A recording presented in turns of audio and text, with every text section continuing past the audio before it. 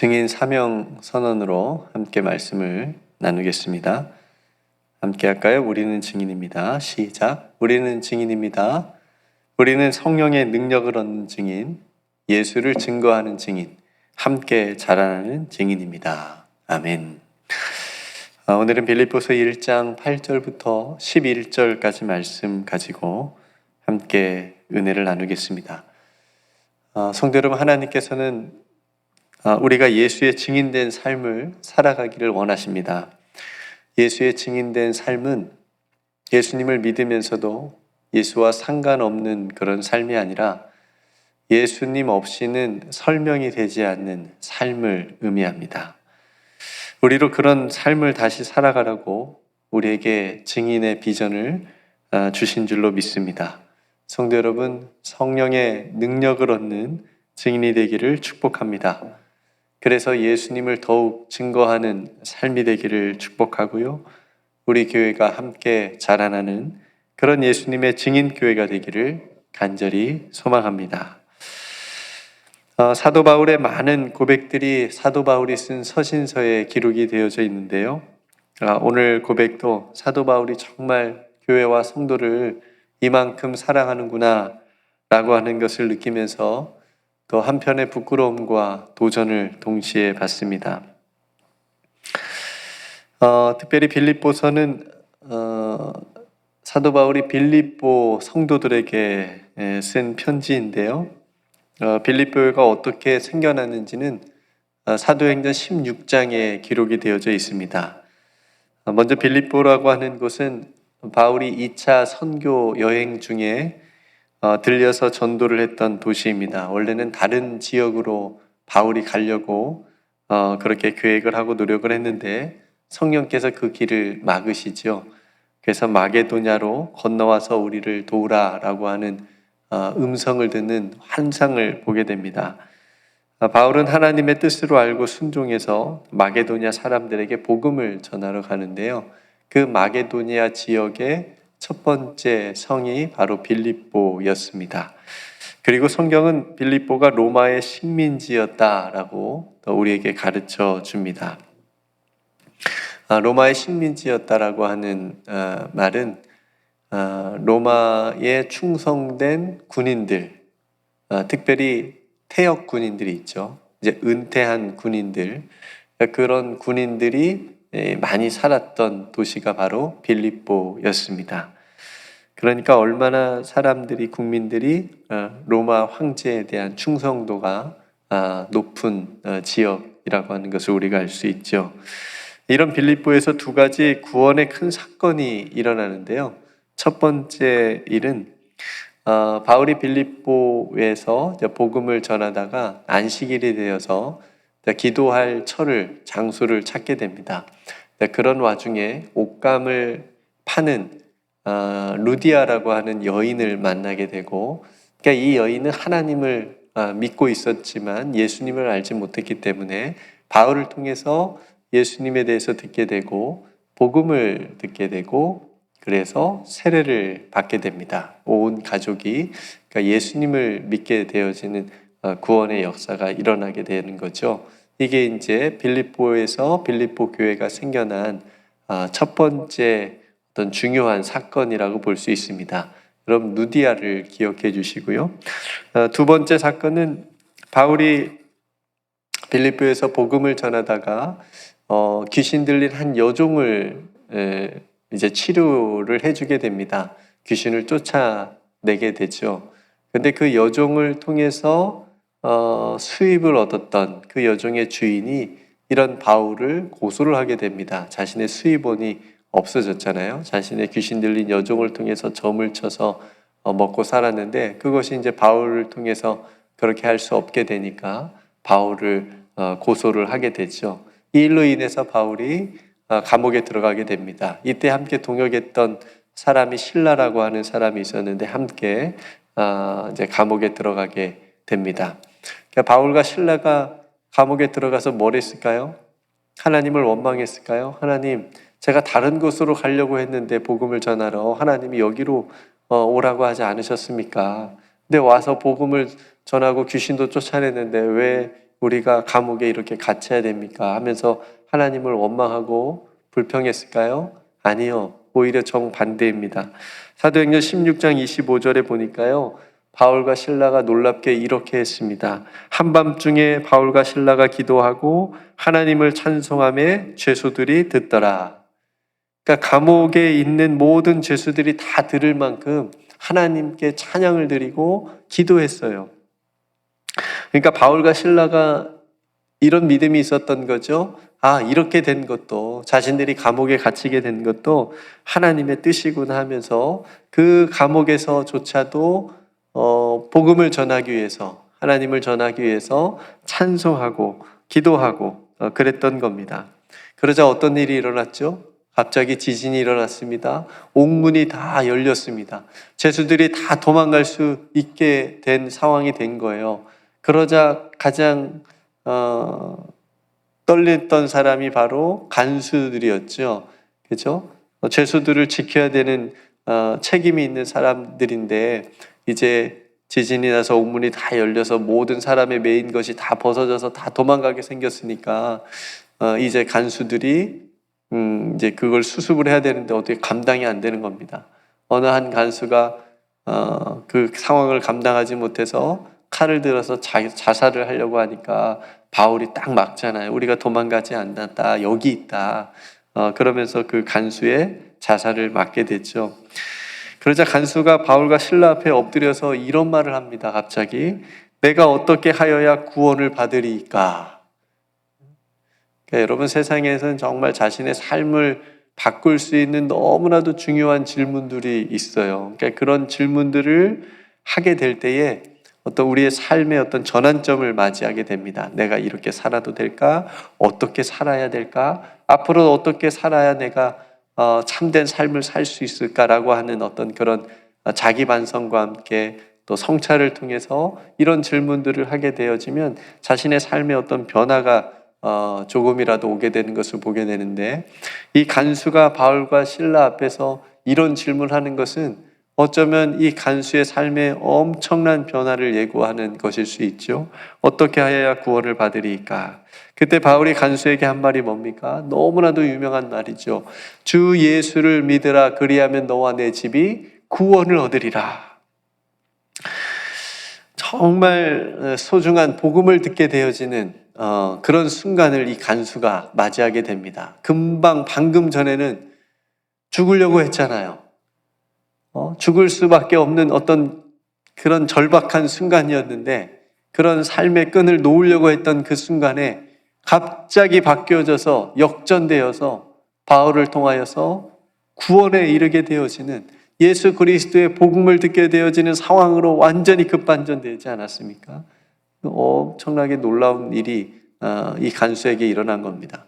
간수가 아까 루디아처럼 세례를 받게 되어지고 온 가족이 예수님을 믿게 되어지는 놀라운 구원의 은총을 받게 됩니다.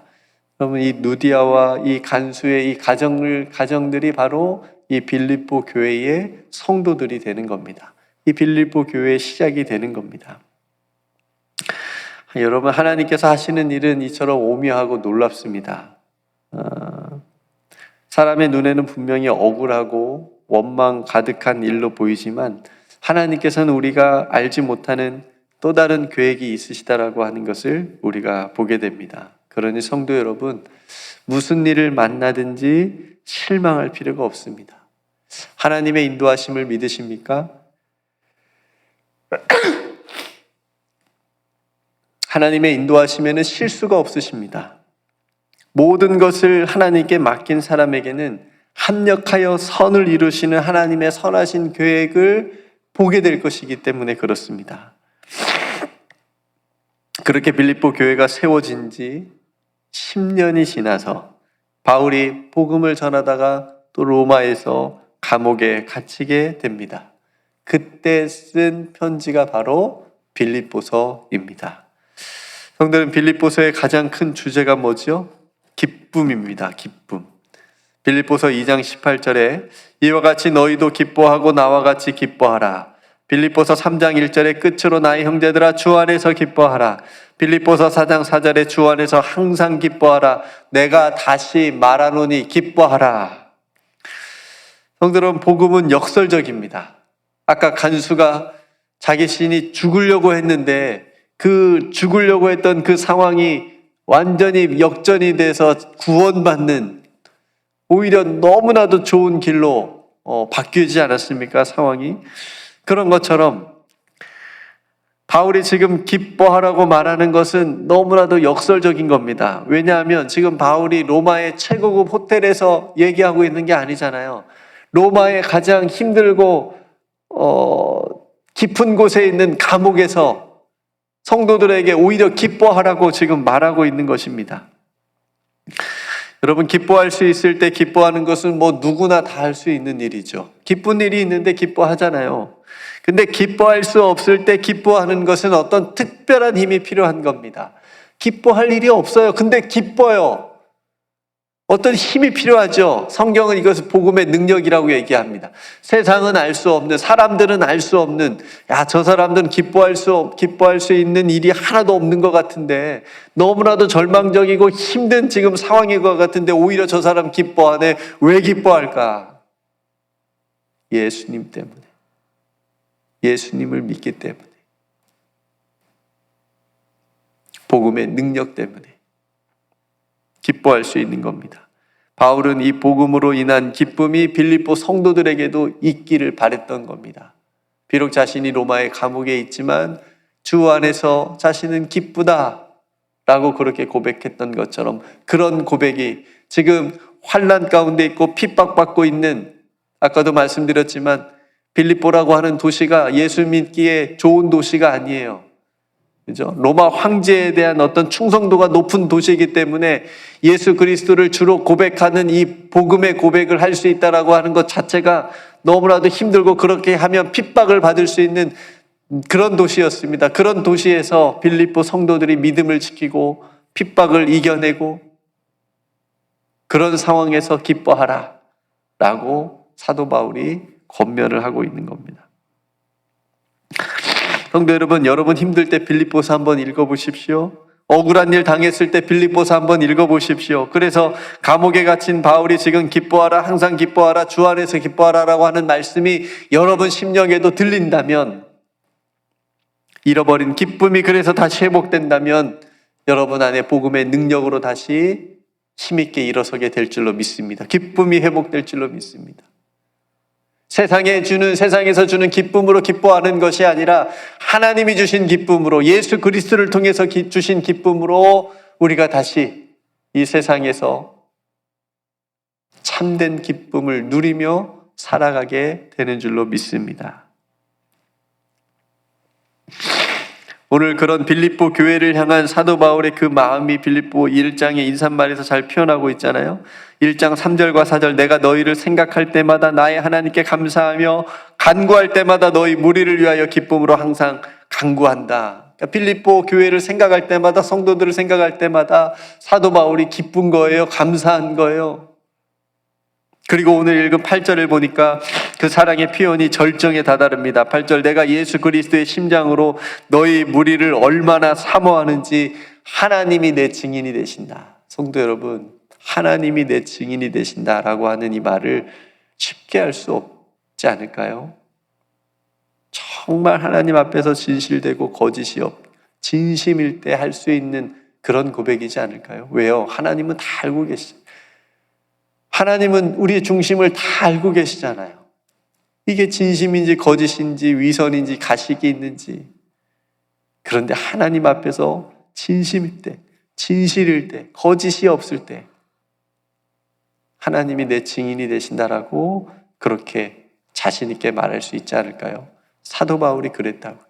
빌립보 성도들을 향한 자신의 마음이 얼마나 진실이면, 얼마나 사모하는지, 얼마나 사랑하는지, 그것도 예수 그리스도의 심장으로 얼마나 사모하는지 하나님이 증인이 되신다. 그만큼 사도 바울의 빌립보 성도들을 사랑하고 아끼고 마음에 두었다라고 하는 거죠.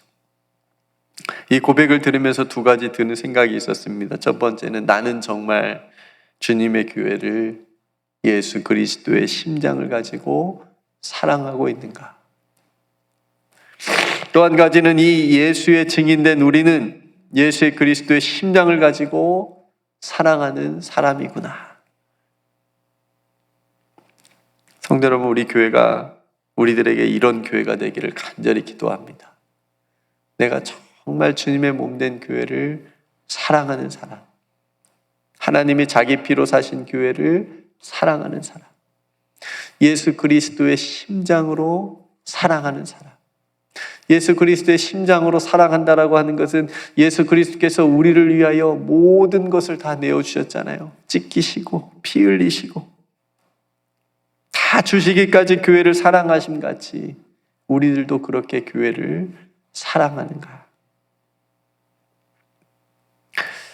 성도 여러분, 예수의 증인으로 살아가는 우리에게 필요한 것이 있다면 그것은 예수 그리스도의 심장으로 교회를 사랑하고 영혼을 사랑하는 일입니다.